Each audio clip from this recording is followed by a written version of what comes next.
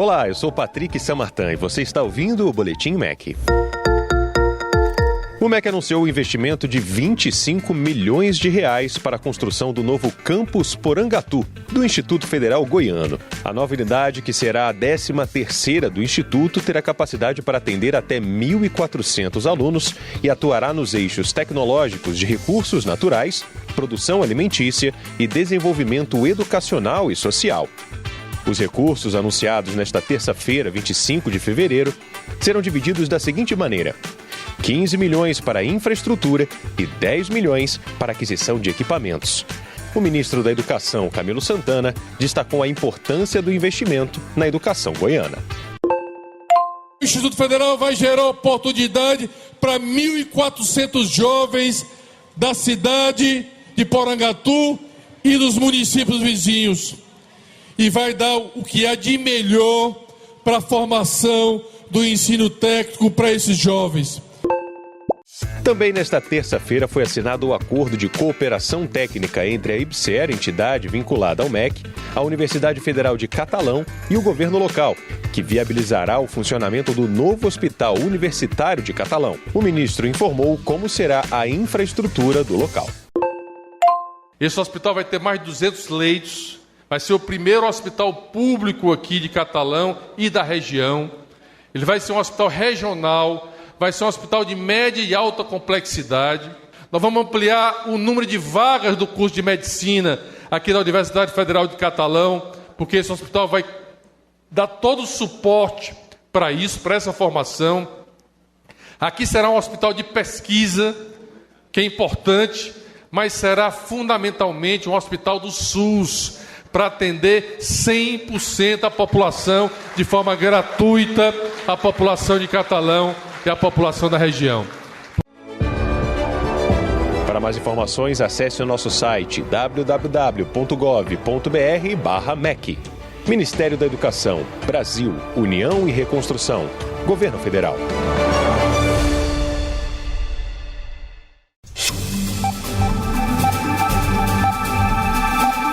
A plataforma Contrata Mais Brasil, lançada no começo do ano, é um espaço digital de oportunidades de negócios para conectar compradores públicos e microempreendedores individuais. Essa é a primeira fase de uso da ferramenta. Ela também vai chegar a micro e pequenas empresas, agricultores familiares e cooperativas e depois a todas as empresas. O uso da ferramenta pelos MEIs e pelos órgãos públicos será 100% gratuito. Os tipos de serviços contratados serão, por exemplo, pintores, encanadores, eletricistas, pedreiros e gesseiros. E para falar deste e de outros assuntos, recebemos ao vivo aqui na Voz do Brasil o ministro do Empreendedorismo, da Microempresa e da Empresa de Pequeno Porte, Márcio França. Boa noite, ministro. Boa noite a vocês. Ministro, vamos começar falando então sobre o Contrata Mais Brasil, que vai conectar os MEIs, micro e pequenas empresas, com governos e órgãos públicos para fornecer serviços. Explica pra gente como é que vai funcionar essa plataforma. É super simples, né? A pessoa que é um MEI, que é encanador, eletricista, como você falou, arrumador de ar-condicionado, tapeceiro, pedreiro, enfim, você que é MEI e faz uma atividade igual a essa, você se cadastra nessa plataforma e todos os serviços da prefeitura ou do governo do estado ou federal que estiverem perto de você, você vai receber pelo celular um convite para você participar. Vão as fotos e você diz, olha, me interessa, não me interessa. Se te interessar, você já dá o seu preço. E se você for escolhido porque teu preço é o melhor, você vai ser contratado e 48 horas depois o dinheiro cai pro Pix na sua conta. Então é muito simples, não tem aquela burocracia normal e são contratos que vão até R$12.545. Então são contratos importantes, né? Para as pessoas que fazem esse tipo de serviço, certamente vai abrir um leque enorme de gente.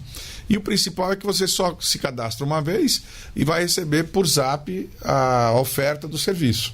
Claro que essa oferta vai ficar a cargo lá da dirigente da escola, do posto do INSS, da agência do Banco do Brasil. A gente já tem várias empresas que se cadastraram, porque também precisamos que as prefeituras conectem conosco. E não são todas ainda que conectaram. 1.000 delas já se interessaram. Então, é um bom começo, mas temos 5.000, né? E podemos ter órgãos dos estados também, as estatais, todas elas podem também utilizar esse mesmo sistema. Facilita muito, por exemplo, um jardineiro, né, que faz pequenas reformas. Porque às vezes, quando você vai fazer uma reforma, então você fica esperando uma concorrência pública de uma grande empresa, e aí até arrumar todos os prédios demora para chegar no seu. Desse jeito, a diretora da escola, o posto de saúde e tal, vai poder agir muito mais rápido e com a garantia jurídica, que é o mais importante, né? Porque as pessoas têm muito medo de contratar, com a garantia jurídica que pode estar com aval da Advocacia Geral da União, enfim, dos órgãos públicos do governo federal. Então, assim, vamos tentar explicar melhor. Esse jardineiro que o senhor falou, que trabalha numa prefeitura, então trabalha independente. Ele trabalha particular. Aí ele se inscreveu nesse sistema. Ele tem que ser MEI, né? Ele tem que ser MEI. Nesse instante, se não for MEI, não pode. Então, assim, nós temos uma estimativa que mais de 1,5 milhão de MEIs estão nessas categorias. Nós temos 16 milhões de MEIs. E 1,5 milhão estão nesse grupo de pessoas, pequenas reformas, pedreiro, eletricista. Então, se ele se inscrever hoje, a partir de amanhã, ele já vai entrar no nosso sistema e conforme a prefeitura tiver cadastrada e requerer o serviço, ele vai ser notificado. Então, ele não precisa ir atrás do serviço, o serviço vai atrás dele. Nós vamos mandar para o celular dele, que ele cadastrou, a informação e o valor e a foto. E ele, se quiser, pode ir até o lugar, dar uma olhada, avaliar quanto vai custar a reforma e dar o preço. Como é um valor significativo, a gente acha que, claro, as pessoas podem pegar mais de um serviço. Por exemplo, se você pode pegar numa escola e depois pegar na outra escola e assim por diante. A gente vai procurar mandar o zap, né, para as pessoas que são próximas do ambiente onde vai ser reformado. O objetivo é esse. A ideia não é mandar para todos os... Não adianta mandar para alguém que está no Acre uma coisa que aconteceu em São Paulo. Mas se você estiver lá, sei lá, em qualquer cidade de São Paulo e tiver uma reforma na sua cidade, você vai ser notificado se for próximo da sua casa. E se você quiser, você entra, ou se não quiser, também não entra, né? Claro. Deu para entender que não tem a burocracia de uma licitação, logicamente, né, ministro? É muito mais simples. Essa ideia, vamos... a César o que é de César, né? Essa ideia veio da Prefeitura de Recife, né? O prefeito João Campos instalou esse formato lá há algum tempo, foi um grande sucesso, e a gente, como também é correto, uma boa ideia, você tem que aproveitar. Então pegamos o mesmo grupo de pessoas dele, o mesmo tipo de aplicativo, e estamos implantando nacionalmente. Claro que isso vai ser gradual, porque você imagine quantas sedes tem o Banco do Brasil, a Caixa, as agências públicas, o INSS. Então, só do Poder Público Federal já tem uma montanha de situações e de serviços. E para todo mundo, eu acho, né? Quando a pessoa faz um serviço, por exemplo, num Banco do Brasil ou numa prefeitura, ele também ganha uma certa credencial. Para o próximo serviço dele particular, ele fala, eu trabalho para o Banco do Brasil, trabalho para o governo federal, trabalho para o INSS. Então, ele é respeitado de um jeito diferente, até para poder ser empregado e arrumar outros serviços também. E agora é o MEI que pode participar, mas a intenção é ampliar isso para outros pequenos negócios? A intenção é ampliar. Mas como assim? Nós estamos um volume, porque no Brasil são 16 milhões de MEIs. E são 7 milhões e meio de pessoas do Simples, das empresas do Simples. Esse conjunto das duas, do MEI mais o Simples, esses CNPJs formam 99% do CNPJ do Brasil. Então, só 1% não é esse pessoal. 1% são as grandes empresas, 99% são as pequenas. Então, nós estamos fazendo primeiro com o MEI e depois faremos também com todo mundo do Simples. Mas, até para poder testar e poder se acostumar com a ideia, a gente quer implantar primeiro para quem precisa mais. Porque isso vem numa lógica do presidente Lula de dedicar esse mandato dele aos empreendedores. Foi ele quem criou o MEI há 20 anos atrás, foi ele quem criou o Simples há 15 anos atrás. Mas essas pessoas, elas são meio desconfiadas com o governo. Elas acham que o governo quer cobrar imposto delas, né? Quer cobrar uma DARF, mandar uma guia para ela.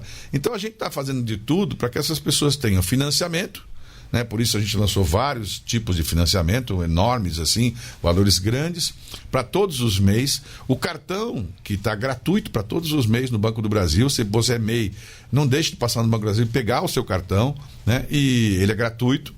E tem todas as dicas lá dentro, e também já serve como conta bancária, se você quiser, né? E agora com essa novidade do Contrata Mais Brasil. E o site, ministro, qual é o acesso que então o MEI deve fazer? Ele tem que entrar no gov.br, né, que é o site padrão, por enquanto, porque nós estamos produzindo no Ministério um site específico para poder comunicar. Porque qual foi a grande ideia do João lá em Recife foi que, ao invés de ficar esperando que as pessoas procurem o governo procura as pessoas. Então nós estamos criando o nosso aplicativo para que as pessoas possam receber as nossas mensagens. Porque, por exemplo, tem 16 milhões de e-mails no Brasil. Por que até agora só 100 mil tiraram o cartão, que seria gratuito? E o cartão é uma informação, para a pessoa pode se apresentar, mostrar o cartão, tem o CNPJ, o CPF, e já tem lá dentro todos esses valores que eventualmente podem emprestar para a pessoa, com 5% de juro ao ano. Então é um juro muito mais barato. Você vê esses rapazes todos das motocicletas que entregam coisas, enfim, eles podiam estar todos aqui no MEI, e que é um valor pequeno, que aliás vale, hoje o ministro Haddad desmentiu, porque é mais essas conversas de fake news, de que ia aumentar o valor. O valor é o valor dos R$80 que cada um paga mais ou menos mensalmente, para quem é MEI, que na verdade esse valor é para garantir que ele possa eventualmente, quando ele vai ter maternidade, quando ele tem um acidente, ou se ele se aposentar, ele se aposenta por conta desse valor que ele recolhe mensalmente. É uma única guia, é simples, né? Então, assim, muita gente acabou entrando no MEI, né? É por isso que o MEI cresceu tanto, né? Desde que o presidente criou. E para quem está ouvindo, o MEI que está ouvindo, é bom saber que essas informações que o ministro está falando estão nesse site, gov.br/Contrata Mais Brasil. Ministro, agora, mudando um pouquinho de assunto, uma outra iniciativa foi o Desenrola Pequenos Negócios, que ajudou milhares de micro e pequenos empreendedores. O senhor pode falar os resultados desse programa que funcionou ano passado? Posso. A gente fez um total de 7,5 bilhões de negociações. É bastante dinheiro, né? 7,5 bilhões, né? Para um total de 121 mil empresas, né? Então, 121 mil empresas no Brasil que tinham dívidas com banco, com magazines, enfim, puderam quitar. O desconto foi, assim, desconto de 95%, 96%. Aí você fala, mas por que a pessoa deu um desconto desse tamanho? É porque o governo está entrando com a outra parte. O governo está dando para os bancos, com uma antecipação de impostos, a diferença do que a pessoa não pagou. Mas essas pessoas desenrolaram os seus problemas, e aí a gente constatou um problema, que era o seguinte: o sujeito desenrolou com o banco, mas ele continuava enrolado com o próprio governo. Uma dívida com o governo, pequena. Às vezes 10 mil reais, 5 mil reais, R$1.000, dívida do próprio MEI. Então nós criamos uma portaria, ela está em vigor nesse instante, que permite que você que está devendo para o governo federal, em qualquer lugar do Brasil, na Receita Federal hoje, você paga 1% do seu débito até 20 salários mínimos. Então vamos supor, você deve hoje 7 mil reais. Você vai pagar 1% de 7 mil reais, que vai dar R$70. Você paga R$70 e você vai estar quites do seu problema até o governo recalcular. E aí, nesse período que você está quites, você pode entrar no nosso programa de crédito. Então você pega, por exemplo, o Procrédito 360, levanta 10 mil reais, 20 mil reais, quita a sua dívida com 50% de desconto.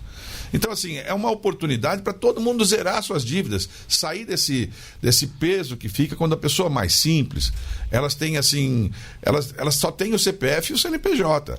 Ela não tem outra coisa para oferecer. Então, para essas pessoas, o nome é muito importante. A pessoa não gosta de ficar devendo. Tanto que nos nossos programas, no Procred, no Pronamp, embora tenham milhares de pessoas, a inadimplência é 3%, 4%. É pequena. Nós fizemos um programa novo com o ministro Wellington para ajudar as pessoas que são do Cade Único a sair do Cade Único. É um número impactante.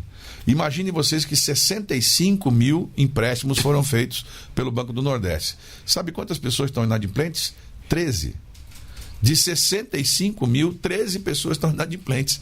A gente vai bater palma para todo mundo que é valente e que se vira para honrar o seu nome, né? A gente vê tanta gente dando bicicleta nesse negócio de dinheiro e essas pessoas mais humildes são as que mais pagam. Muito bem, nós recebemos o ministro do Empreendedorismo, da Microempresa e da Empresa de Pequeno Porte, Márcio França. Muito obrigado, ministro, pela participação ao vivo aqui na Voz do Brasil. Obrigado a vocês, um grande abraço.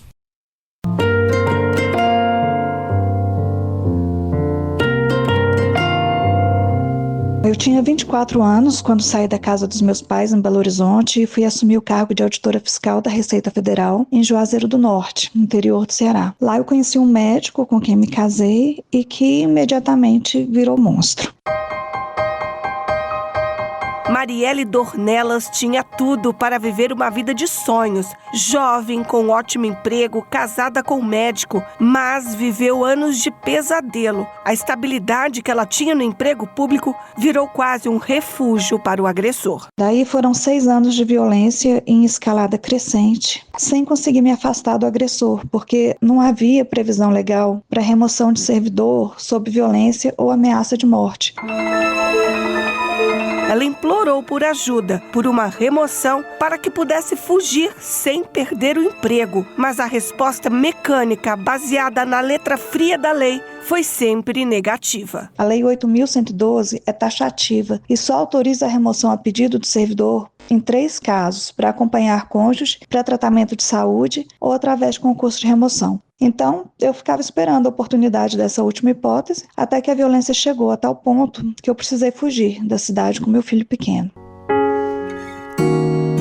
Nossas solidões se esbarram e ninguém percebeu. Que as prisões são invisíveis, assim como eu. Após a fuga num ato de desespero da auditora fiscal, a administração pública, então sensibilizada, lhe concedeu um cargo em outra cidade, mas no mesmo estado. Não foi o ideal, mas salvou sua vida. Só que não impediu que ela continuasse a viver com medo.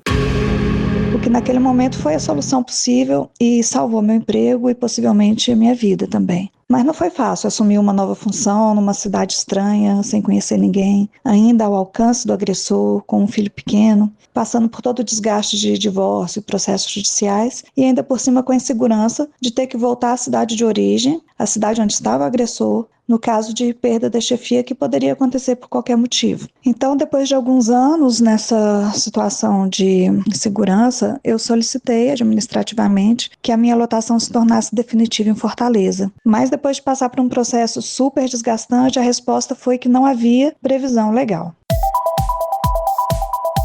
18 anos depois, essa história ganha outro sentido, porque agora um pedido como aquele da jovem auditora fiscal do Ceará só poderia ter uma resposta: transferência autorizada. E a gente contou detalhes da vida de Marielle Dornelas porque ela foi peça importante dessa conquista, já que expôs seus traumas e suas lutas para que a mudança acontecesse. A primeira vitória veio na própria Receita Federal, com o apoio dos sindicatos, entidades civis e parecer da Procuradoria da Fazenda Nacional, permitindo a remoção em casos de violência doméstica.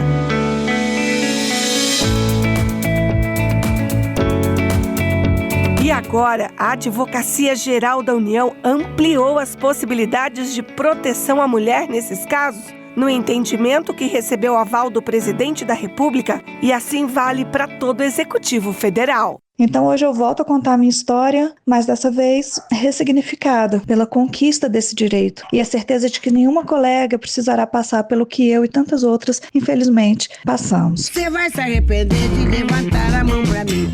Cadê meu celular? Eu vou ligar pro 80, vou entregar teu nome e explicar meu endereço. Aqui você não entra, mas eu digo que não te conheço e jogo agora fervendo se você se aventurar. E com outras 2 convidadas, a gente vai destrinchar o que mudou, como pedir a remoção do local de trabalho em casos de violência doméstica. Crimes de homicídio, feminicídio crescem a cada ano. São 4 mulheres por dia. Esse número é assustador. saída que a gente dá para uma pessoa que não tinha saída.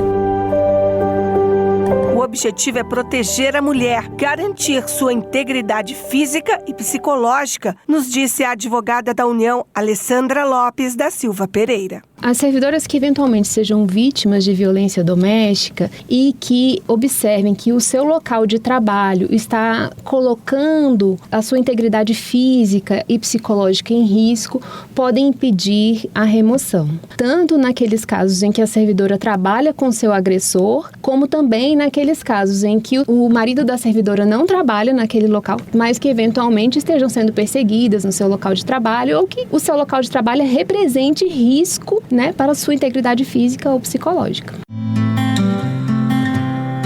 O novo destino da servidora, um novo prédio, uma nova cidade e mesmo um novo estado, será decidido com a administração pública, respeitando, antes de tudo, o interesse da funcionária, zelando pela segurança dela. A advogada da União, Maria Helena Pedrosa, conta que vários relatos chegaram até a AGU. Além desses casos que eram relatados na Procuradoria da Fazenda, nós constatamos também muitos casos de professoras de universidades federais, de institutos federais, que sofriam violência doméstica e não tinham um amparo juridicamente seguro para realizar essa movimentação e sair da situação de risco. O parecer da AGU lista situações em que a transferência da mulher fica garantida em casos de violência doméstica. A mulher pode ser removida a pedido para tratamento da sua própria saúde. Nessa hipótese, há a necessidade prévia de um laudo pericial, né, que é constituído por médicos que também são servidores públicos federais, para respaldar que a mulher está com a sua saúde afetada, seja física, seja mental. Então, essa é uma das hipóteses que o parecer reconhece o direito à remoção. Ela pede e ela é encaminhada para essa junta, não é ela que tem que ir atrás. Mas ela traz o atestado. Ela traz porque para a gente pedir qualquer coisa por motivo de saúde, a gente precisa trazer o atestado, né? E aí depois a gente segue para a junta. Exato. Então, essa é uma hipótese. Isso. Se a saúde estiver afetada, ela tem direito à remoção por motivo de saúde. Se ela estiver vislumbrando um risco à sua integridade, ela pode pedir a remoção no interesse da administração. E aí nós fizemos uma distinção ali no nosso parecer, dizendo o seguinte, que se ela tiver medida protetiva judicial de afastamento do agressor... A medida protetiva é aquela que diz que ele não pode se aproximar dela? Exatamente. Ela tem direito imediatamente a essa remoção no interesse da administração. E quando não há medida judicial, tampouco laudo médico? Agora, se ela não tiver a medida protetiva, ela também está resguardada pelo nosso parecer. Apresentando outras provas para a administração pública, ela também pode ser removida a pedido no interesse da administração. E que tipo de prova? Conversas no WhatsApp, testemunhas? Nós entendemos que todas as provas, né, podem ser apresentadas. Então, podem ser provas testemunhais, provas documentais. Então, prints de WhatsApp, áudios, vídeos, eventualmente, que a vítima consiga fazer, que demonstrem essa perseguição, né, no seu local de trabalho ou fora do local de trabalho. Toda aquela prova que ela puder demonstrar que ela está sendo violentada, né, mental ou fisicamente, por esse agressor.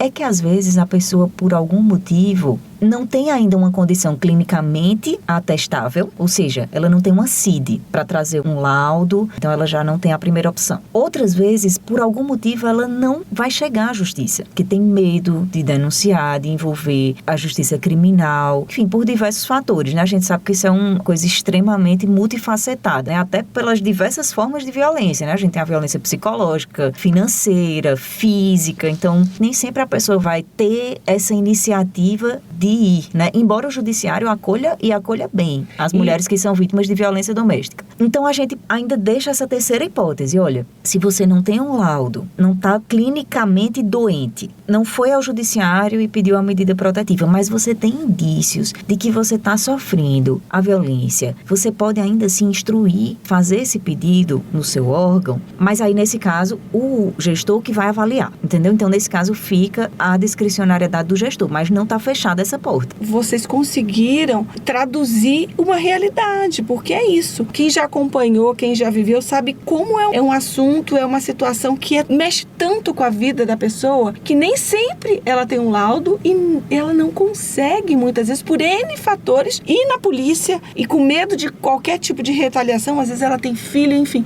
Mexer alguns pauzinhos que parece para todo mundo simples, não é. E a sociedade, ela tende a culpar essa mulher que não busca ajuda. Vocês já viram, né? É muito comum. E as pessoas não têm noção do que uma mulher dessa passa. E justamente a ideia do parecer é essa, é oferecer o maior leque possível, porque a gente entende que essa situação às vezes é muito mais sutil do que conseguir trazer uma prova, trazer um papel, porque a gente sabe que ser mulher é muito difícil, mas é menos difícil quando a gente não precisa viver com medo. Pela falta que nos faz a nossa própria luz a nos orientar. É claro que isso acarretará o desconforto, né? Mudar de local de trabalho, de recomeçar, né, uma nova rotina, de conseguir uma nova casa, estruturar essa nova casa. Mas nós entendemos que isso é uma espécie de robustecimento da rede de apoio da mulher, porque ela passa a contar também com a possibilidade do seu empregador, que é a Administração Pública Federal, estar aliado a ela para protegê-la, proteger a sua própria vida, né, os seus próprios direitos fundamentais. Quando uma mulher é vítima e quando ela é vítima de maneira reiterada, a culpa é de toda a sociedade, né? Porque essa mulher trabalha, essa mulher tem relações sociais e o Estado é um passo importante, né? Isso, porque ao garantir essa movimentação, a gente preserva um núcleo muito essencial, que é o primeiro direito de todos, que é o direito a sobreviver. É claro que para que isso funcione, é necessário uma rede de apoio de muitos lados, mas é uma forma da gente dizer para a pessoa que pediu, né, Raquel? A gente tem que lembrar que a pessoa pediu. Então, a pessoa pediu, ela veio para o Estado, que é o seu empregador, e disse, olha, eu estou sofrendo isso aqui, eu preciso sair daqui. A servidora, a gente está falando, a professora, a médica, qualquer servidora. Ela pediu, ela está pedindo socorro. A gente muitas vezes está dizendo, olha, eu não tenho amparo legal, eu não consigo garantir esse mão direito. De obra aqui, né? Entendeu? Não posso te dispensar, como é que eu vou ficar com... E aí, nesse caso, a gente está dizendo... administração que remaneje, né? Isso. E aí, nesse caso, a gente está dizendo, olha, se você está pedindo, a gente te leva. Você pode ir para outro lugar. Eu vou fugir daqui pra me encontrar.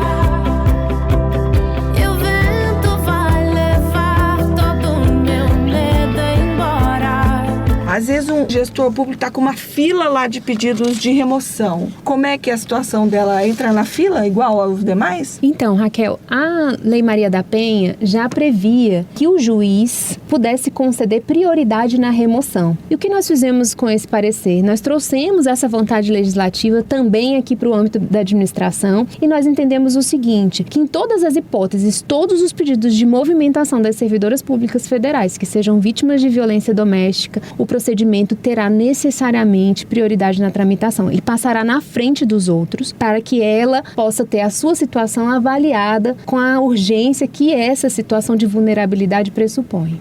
O gestor pode falar, tá bom, eu vou te transferir, mas aí você vai ganhando menos, você vai... Porque muitas devem ficar com esse medo, eu trabalho aqui, eu tô numa condição boa, vou para outro lugar, vou perder alguma coisa. Como é que fica essa questão remuneratória? Não, a mulher, ao ser removida, não tem nenhuma afetação no seu sistema remuneratório, né? Não há diminuição do salário, não há nenhuma redução das suas garantias, né? E nem do seu possível crescimento, né? Ela fica com todas as condições, né? Sem dúvida. A única coisa que vai acontecer é que ela vai mudar do local de trabalho que representa um risco para ela, para um outro local em que ela se sinta segura. Mas se ela está no Ministério X e aqui, além do que ela tem um cargo e ela tem, portanto, uma remuneração. Quando ela vai ser removida, não tem a garantia de que ela vai levar esse acréscimo? Não necessariamente. Aí a gente tem várias circunstâncias administrativas, não é? Veja, se eventualmente aquele cargo pressupor que ela trabalhe naquele local ou que ela vá para reuniões presenciais naquele local, se ela for removida, eventualmente pode ser que ela perca esse cargo comissionado, essa função, enfim. Mas quanto ao salário dela como servidora pública federal efetiva, não há nenhum tipo de redução. Porque é uma mulher que, quando chega a pedir algo que envolva o seu trabalho, é porque a situação é bem já cruel, agressiva, já chegou num nível muito alto e é um momento em que ela, inclusive, precisa do seu salário para refazer a vida, né? E isso foi trazido pelas entidades da sociedade civil. Olha, tem uns casos em que a mulher, para não morrer ali naquele lugar e ela não consegue se remover, ela abandona o cargo. Entendeu? Olha só. E ela pode até sofrer uma penalidade administrativa, porque no regime jurídico único do servidor, abandono de cargo é falta. Com né? certeza. E pode ser punido. Veja que coisa cruel. A mulher perder a sua remuneração, a sua fonte de renda e de sustento, né? Que às vezes passa a ser a única fonte de renda e de sustento até da própria família, porque ela está sendo vítima de uma violência. Né? Então, esse parecer também, ao conferir todas essas vias, né? Impede essa configuração do abandono de cargo. Números do nosso dia a dia mostravam que não dava mais para postergar uma mudança. A violência doméstica cresce a cada ano, em várias esferas, né? Os crimes de lesão crescem, os crimes de ameaça crescem, os crimes de perseguição crescem, os crimes de homicídio, feminicídio, crescem a cada ano, né? A gente viu que em 2023, 1.467 mulheres morreram no Brasil por feminicídio, né? São 4 mulheres por dia. Esse número é assustador. No caso, por exemplo, de quando um agressor está convivendo no mesmo lugar que a vítima, por que cabe a ela sair? Não poderia haver, nessa situação, dele ser transferido? A gente entende, né, o seu raciocínio, Raquel, mas infelizmente nessa hipótese nós não temos previsão legal para respaldar uma decisão da administração pública no sentido de remover de ofício um servidor que pratique violência doméstica. A gente não tem essa previsão legal, né, e nós entendemos que, eventualmente, para impor uma obrigação como essa, né, que é uma retirada compulsória do local de trabalho, a gente teria que ter, no mínimo, um processo penal e que resultasse numa condenação. Mas veja, tudo isso que eu estou dizendo aqui é uma mera especulação, porque não existe previsão legal nesse sentido. As mudanças que asseguram a transferência do local de trabalho valem para servidoras estatutárias, ou seja, que passaram em concurso do Executivo Federal, incluindo aí autarquias, fundações, hospitais e universidades federais. Não vale até aqui para empresas públicas terceirizadas, servidoras de outros poderes e iniciativa privada. Mas quem sabe esse caminho de luta que começou lá com Marielle Dornelas, auditora da Receita que sofreu e levantou essa bandeira, ainda tem chão. Agora é muito importante divulgar ao máximo para que todas as servidoras públicas saibam que não precisam mais passar pelo que eu passei, porque já existe o direito de remoção a pedido para outra cidade quando isso for necessário para garantir a sua segurança e a dos seus dependentes. Espero que o exemplo do Serviço Público do Executivo Federal seja seguido por outros órgãos do governo, né? Inclusive estaduais e até mesmo pela iniciativa privada, quando isso for possível.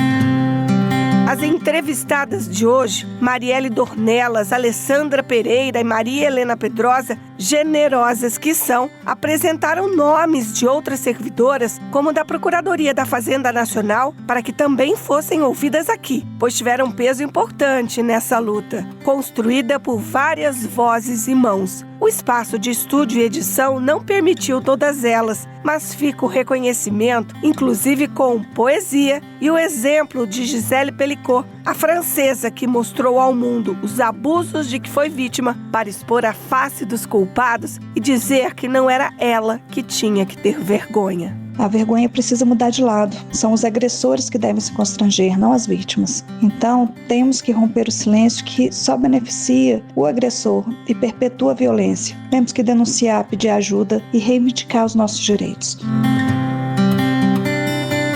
Para a gente é uma honra, né, como mulher e como advogada pública, poder fazer um trabalho que representa o robustecimento de direitos das mulheres, né? Então, para a gente realmente foi incrível participar desse trabalho. Eu trouxe aqui um poema de Rupi Kaur. Me levanto sobre o sacrifício de 1 milhão de mulheres que vieram antes e penso, o que é que eu faço para tornar essa montanha mais alta, para que as mulheres que vierem depois de mim possam ver além. De Brasília, Raquel Miura. Faça o que quiser fazer, tão plena se reconhecer, simplesmente ser livre pra voar. Sintonia Sintonia, uma parceria da Assessoria de Comunicação da Casa Civil da Presidência da República com a agência Rádio Gov. Estudantes que concluíram o ensino médio em 2024 já começaram a receber a parcela de R$1.000 do programa Pé de Meia. Também estão sendo depositados outros R$200 para quem participou dos 2 dias do Enem. Os pagamentos serão concluídos até quinta-feira, dia 27 de fevereiro. A iniciativa do Ministério da Educação inclui o pagamento mensal de R$200 aos estudantes que têm frequência escolar no ensino médio público. Em 3 anos, o total recebido pode chegar a R$9.200. O Pé de Meia tem o objetivo de promover a permanência na escola, incentivar a conclusão dos estudos e reduzir a desigualdade do acesso à educação. Em pronunciamento, o presidente Luiz Inácio Lula da Silva destacou o impacto do programa na vida dos estudantes e nos índices de aprovação. Tem direito ao valor quem passou de ano, mas quem concluiu o ensino médio já pode sacar a partir desta terça-feira. E olha que legal, mais de 90% dos jovens que estão no programa passaram de ano. Essa ação extraordinária está ajudando mais de 4 milhões de jovens a permanecerem na escola, melhorando a qualidade do ensino e aumentando a renda da família. Boletim BRICS Brasil. Informações sobre a presidência brasileira do Grupo de Cooperação Econômica do Sul Global. Brasília cedia nos dias 24 e 25 de fevereiro a primeira reunião de Sherpas do BRICS, sob a presidência brasileira, com a presença de representantes dos 11 países que compõem o grupo. O evento, no Palácio do Itamaraty, marca o início de uma agenda ambiciosa, focada em fortalecer o multilateralismo, promover a cooperação entre os países do Sul Global e reformar a governança internacional. O Sherpa do Brasil no BRICS, embaixador Maurício Lírio, conduziu a abertura da reunião. Na sequência, o ministro das Relações Exteriores, Mauro Vieira, fez um discurso enfático, destacando a importância do BRICS em um momento de profundas transformações globais. Ele saudou o fato dos países estarem reunidos em um momento crucial de profundas transformações em que os princípios do multilateralismo e da cooperação são testados por crises que exigem ação urgente e coletiva. Mauro Vieira destacou o papel fundamental do BRICS e celebrou a recente expansão do grupo, que passou de 5 para 11 países.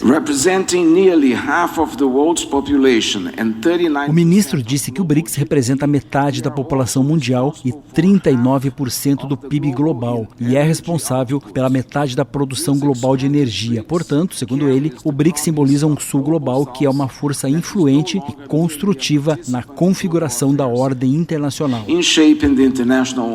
Mauro Vieira enfatizou a necessidade de redefinir a governança global para refletir as realidades do século XXI. Ele diz que as instituições mundiais devem evoluir para acomodar perspectivas diversas. Ele declarou que o BRICS representa uma nova visão de governança global. Na esfera econômica, Vieira defendeu um sistema de comércio multilateral aberto e justo. O ministro diz que o BRICS deve resistir a essa fragmentação e advogar por um sistema de comércio multilateral aberto, justo e equilibrado, um que atenda às necessidades do sul global e promova uma ordem econômica verdadeiramente multipolar. Ao encerrar, o ministro das Relações Exteriores, Mauro Vieira, fez um chamado à ação coletiva. Ele citou que o BRICS foi fundado com base nos princípios de cooperação, equidade e respeito mútuo, e que ao iniciar a jornada juntos, os países reafirmam o compromisso de construir uma ordem internacional mais justa, inclusiva e sustentável. Com informações do BRICS, Leandro Molina. Boletim BRICS Brasil, uma parceria da presidência brasileira do BRICS com a agência Rádio Gov. Para mais informações, acesse brics.br. Caixa Notícias. A Caixa inicia nesta quarta-feira, dia 26, o pagamento do Bolsa Família e Auxílio Gás referente ao mês de fevereiro para os beneficiários com o número de identificação social ONIS terminado em 8. Os pagamentos são realizados preferencialmente na poupança Caixa ou conta Caixa Tem. Com a conta Caixa Tem, os beneficiários podem pagar contas e fazer transferências diretamente pelo aplicativo no celular. O benefício também pode ser movimentado com o cartão de débito da conta em comércios, unidades lotéricas, correspondentes Caixa Aqui, terminais de autoatendimento e agências da Caixa. Além disso, é possível realizar saques sem cartão nos terminais de autoatendimento e unidades lotéricas, utilizando a identificação biométrica previamente cadastrada em uma agência da Caixa. No aplicativo Bolsa Família, é possível acompanhar as informações do benefício, além de receber atualizações e novidades sobre o programa. Para baixar os aplicativos Caixa Tem e Bolsa Família, basta acessar a loja de aplicativos do seu smartphone. É gratuito. Brasil contra Fake. Desde a publicação da portaria que atualiza regras para granjas e estabelecimentos da cadeia de produção de ovos, as redes têm sido inundadas por peças de desinformação. A mudança trazida pela portaria do Ministério da Agricultura e Pecuária se aplica apenas aos ovos vendidos a granel, que agora deverão apresentar a data de validade diretamente na casca. Mas não são apenas os ovos vendidos de forma avulsa que precisam deste selo. Desde 1952, os produtos de origem animal embalados devem apresentar o selo de verificação. Quem já foi a um açougue já notou o carimbo do Ministério da Agricultura e Pecuária em peças de carnes. Segundo o ministro da Agricultura e Pecuária, Carlos Fávaro, a norma reforça a segurança dos ovos vendidos à população, bem como a posição do Brasil no mercado exportador de ovos e de aves. O Brasil só é o que é na produção de ovos e frangos e de alimentos porque tem uma grande sanidade. E o aperfeiçoamento de legislações tem que ser constante. A gente tem que evoluir com a régua sempre muito alta nesse sentido. Tanto que esta portaria foi construída junto com o setor e aqui da Ministério da Agricultura para, inclusive, fazer a nova classificação de ovos, tão desejado pelo setor, até para agregar valor e ganhar competitividade. Além da data de validade, os ovos a granel também precisam apresentar o número de registro do estabelecimento produtor impresso diretamente no produto.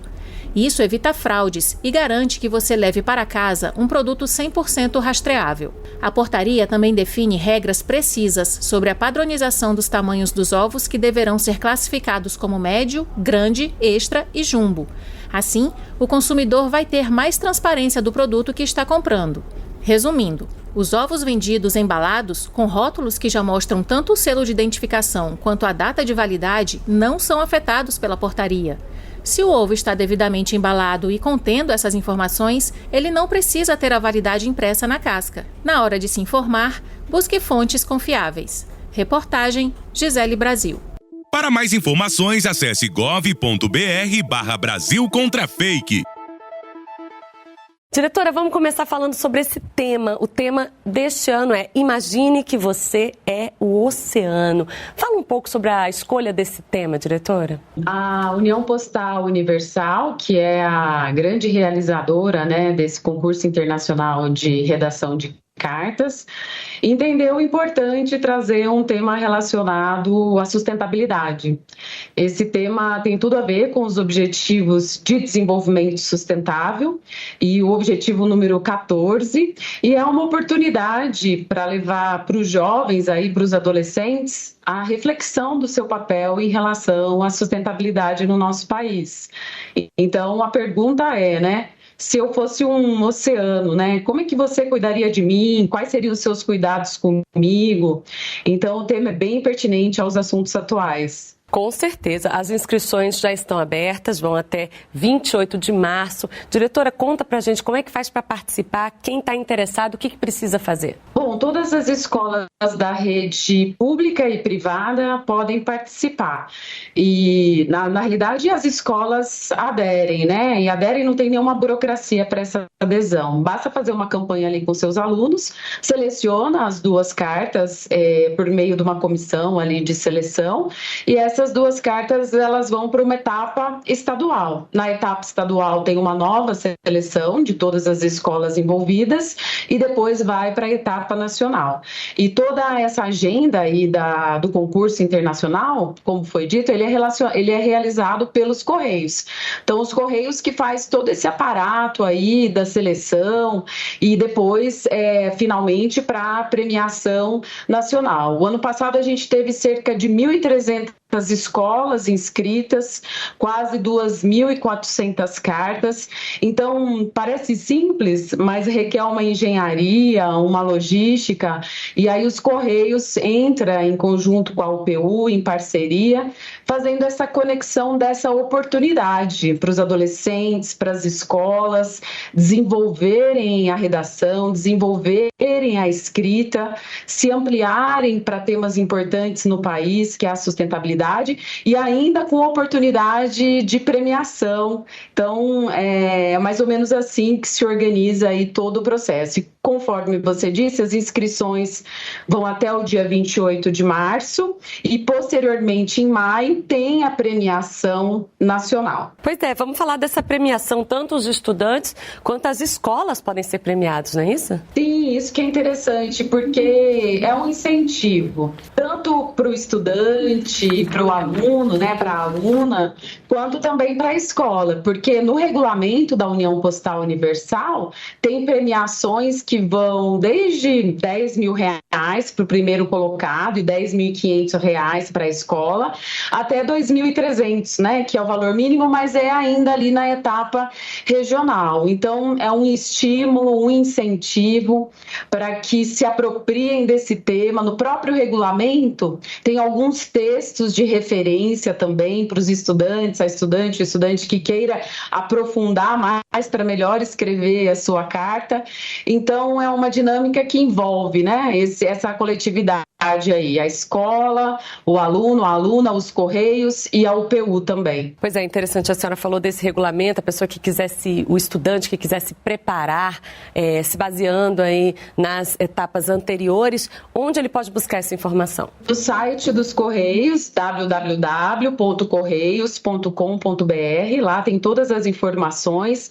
É possível que às vezes a escola não tenha um conhecimento com relação a esse concurso internacional, ou é possível que o aluno também não tenha esse conhecimento. Então fica para nós aqui um convite, né? Você que trabalha na escola, você que está na educação, ou adolescente que estão nos ouvindo aí, que tem até 15 anos de idade. Então, levem essa sugestão para que vocês participem desse concurso, ampliem a discussão sobre essa temática aí no âmbito da sua escola e participe das etapas, né? Dentro da escola, da etapa regional, da etapa estadual e, quem sabe, também da etapa internacional.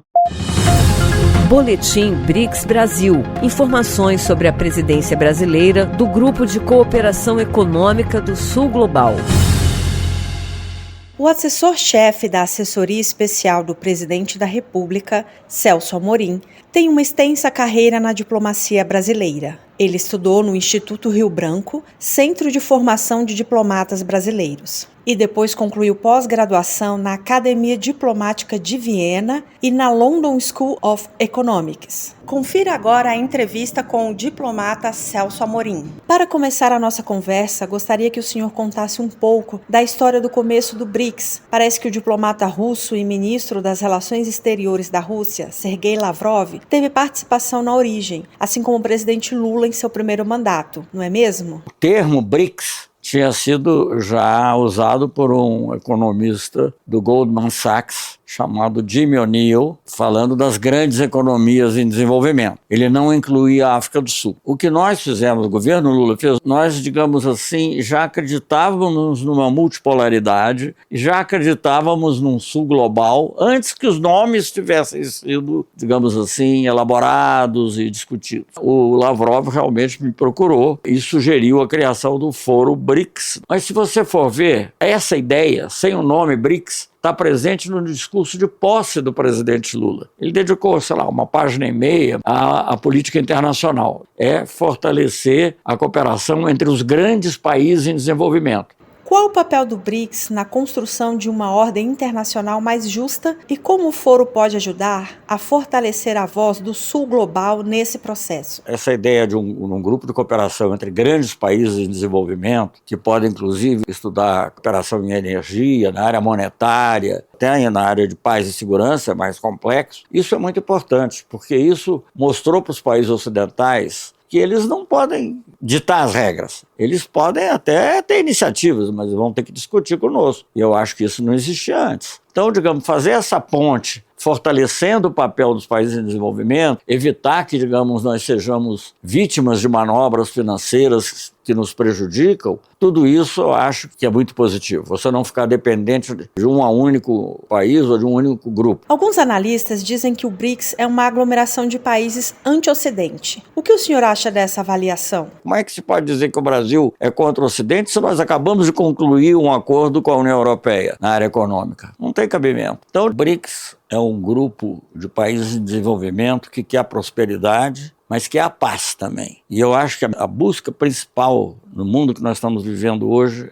é a busca da paz. Uma paz que seja dinâmica. Já a igreja, em bulas e encíclicas, eu acho que foi o Paulo VI que disse que o desenvolvimento é um novo nome da paz. O BRICS é um novo nome do desenvolvimento. Com informações do BRICS Brasil, Tayara Martins.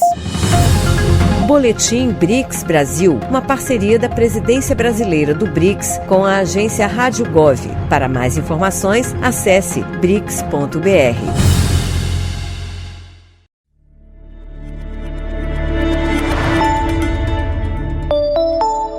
Olá, eu sou Léo Gomes e você está ouvindo o Boletim MEC. As redes municipais de educação já podem se inscrever na segunda etapa do novo PAC Seleções para a Educação. Serão destinados aproximadamente 2 bilhões e 300 milhões de reais para a construção de 500 creches e pré-escolas, além da aquisição de 1.000 novos ônibus escolares.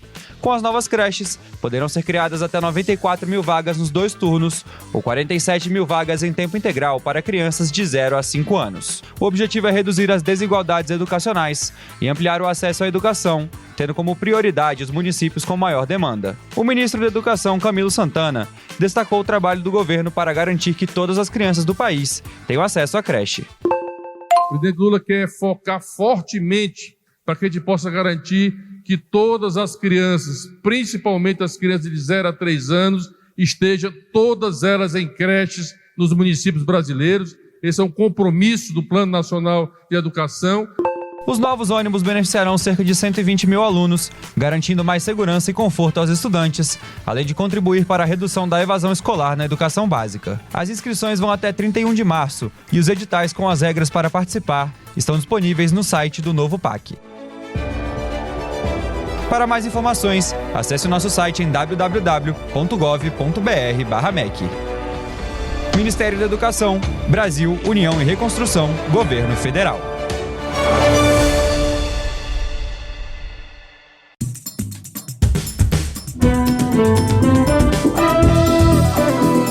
Está no ar o Jornal do Senado. Eu sou Paula Groba e estes são os destaques de hoje do Jornal do Senado, que começa agora. Medida provisória libera 4,17 bilhões para o Plano Safra. Relator confirma a votação de orçamento 2025 no dia 17 de março. Fernanda Torres é indicada ao diploma Berta Lutz por interpretação de Eunice Paiva.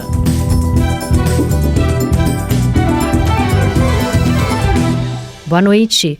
O governo editou uma medida provisória liberando mais de 4 bilhões de reais ao Plano Safra. A linha de crédito com juros reduzidos para os agricultores rurais corria o risco de ser suspensa devido à indefinição do orçamento de 2025, que ainda não foi votado pelo Congresso Nacional. Com a medida, os recursos são liberados imediatamente, mas a proposta ainda passará por análise dos parlamentares. Os detalhes com Érica Christian. O presidente Lula editou uma medida provisória que libera 4 bilhões de reais reais para o Plano Safra, que garante recursos para linhas de crédito com juros menores para os agricultores.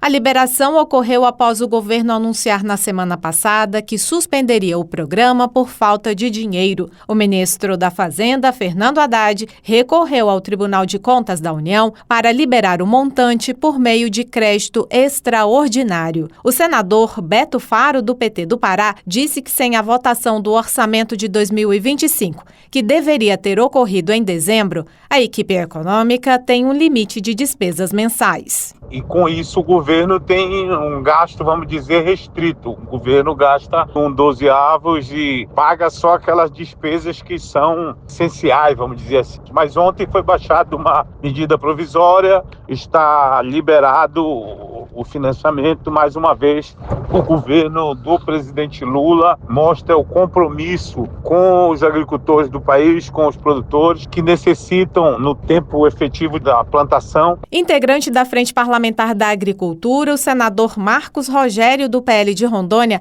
alertou que a suspensão do Plano Safra poderia contribuir para o aumento da inflação. Ele destacou que os agricultores dependem de financiamento para a compra de insumos e até de tecnologias, como tratores. Marcos Rogério ressaltou ainda que no Brasil algumas culturas, a exemplo do milho e feijão, têm mais de uma safra por ano e que este primeiro semestre é dedicado ao planejamento das plantações. Isso atrapalha todo o planejamento de quem planta, de quem produz no país, e isso vai acabar desembocando justamente no preço dos alimentos, que menos crédito para o produtor nas condições que o Plano Safra representa significa encarecer as linhas de crédito. Então isso pressionaria o preço dos alimentos. Então essa medida provisória, ela vem em boa hora e representa alívio para o setor produtivo, para quem está produzindo justamente no meio da safra. O Plano Safra 2024 e 2025 conta com 476 bilhões de reais para custeio, comercialização, investimento e industrialização do setor. Deste total, pouco mais de 133 bilhões de reais vão para linhas com juros menores de 8% para o custeio e comercialização e de 7% a 12% para investimentos. Mas os agricultores alertam que a equalização foi calculada com uma taxa de juros de 10,75% ao ano e não com a atual de 13,25%. E a proposta de orçamento de 2025 deve ser votada somente no dia 17 de março. A informação é do relator da proposta, senador Ângelo Coronel. Segundo ele, alguns pontos do texto devem ser discutidos no próximo dia 11. Repórter Pedro Pince. Apesar de o presidente da Comissão Mista de Orçamento, deputado Júlio Arcoverde, do Progressistas do Piauí, ter confirmado reunião para votar o orçamento no dia 11 de março, o relator da peça orçamentária de 2025, senador Ângelo Coronel, do PSD da Bahia, afirmou que a votação deve acontecer somente no dia 17. Coronel disse que no dia 11, os líderes partidários devem se reunir para buscar um consenso sobre alguns pontos do relatório ao projeto da Lei Orçamentária Anual de 2025. Ele ainda informou que vai conversar com o presidente do Senado e do Congresso, Davi Alcolumbre, para que a matéria seja votada no dia 17, tanto na CMO como no plenário. Acho muito difícil acontecer no dia 11. Dia 11 nós deveremos conversar com os líderes, começar a ajustar alguns pontos e o mais provável é que venha a ser votado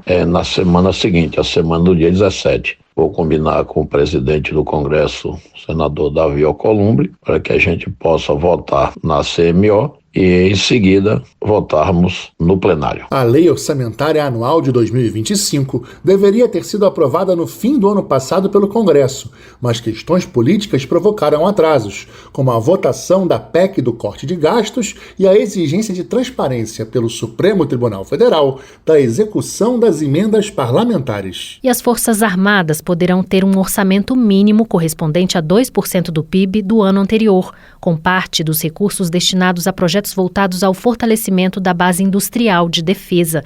É o que determina uma proposta de emenda à Constituição sob análise da Comissão de Constituição e Justiça. A reportagem é de Bruno Lourenço. A proposta de emenda à Constituição, que assegura pelo menos um valor equivalente a 2% do PIB para o orçamento do Ministério da Defesa, é do senador Carlos Portinho, do PL do Rio de Janeiro. Ele diz que o trabalho das Forças Armadas é fundamental no socorro a tragédias e na fiscalização das fronteiras para impedir a chegada de armas e drogas. Segundo Portinho, a proposta determina que pelo menos 35% dos gastos opcionais do Ministério sejam destinados para projetos estratégicos que priorizem a indústria nacional. No que orgulha o nosso país, o desenvolvimento de tecnologia, no caso dos satélites, no caso da indústria naval, o submarino nuclear, que já deu resultados para a agricultura, por exemplo, para a medicina nuclear, por exemplo, fruto justamente da inovação, do estudo e da pesquisa que desenvolve as Forças Armadas do Brasil. O presidente da Comissão de Constituição e Justiça, onde a PEC será analisada, senador Otto Alencar, do PSD da Bahia, prometeu indicar em breve um relator para assegurar o andamento da proposta. O senador Nelsinho Trade, do PSD de Mato Grosso do Sul, afirmou que questões relacionadas ao mercado global devem ser prioritárias nos debates, discussões e audiências públicas da Comissão de Relações Exteriores. O presidente do colegiado destacou que cada declaração dos Estados Unidos no cenário internacional repercute no mercado global, com impactos diretos para o Brasil, o que torna essencial que a comissão esteja preparada para avaliar esses efeitos. Trade também defendeu avanços no Mercosul, ressaltando que o acordo comercial trará benefícios para o Brasil e, em especial, para Mato Grosso do Sul, estado que representa. Nós temos também uma pauta muito importante, que é procurar avançar cada vez mais a questões do Mercosul, porque isso é importante para o estado que eu represento. E a bancada feminina do Senado declarou apoio à indicação da atriz Fernanda Torres ao diploma Berta Lutz por sua interpretação da advogada Eunice Paiva. A premiação, concedida pelo Senado Federal, reconhece personalidades que se destacaram na defesa dos direitos das mulheres.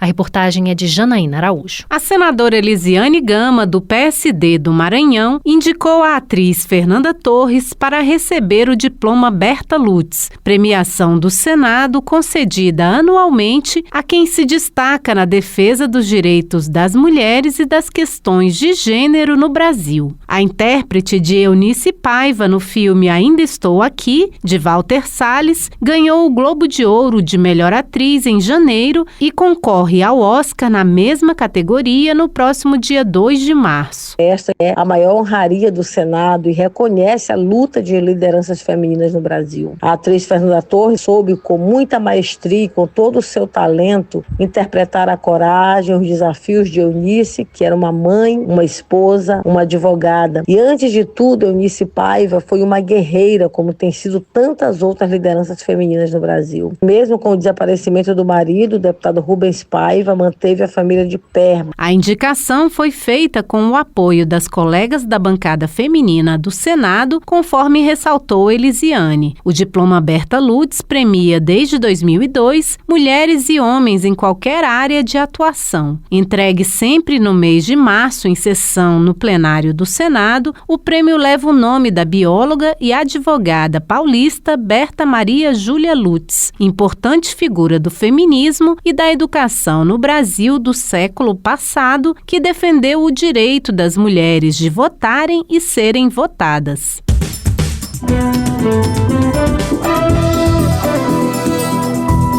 Com trabalhos técnicos de Eliseu Caires, o Jornal do Senado fica por aqui. Acompanhe agora as notícias da Câmara dos Deputados. Boa noite e até amanhã.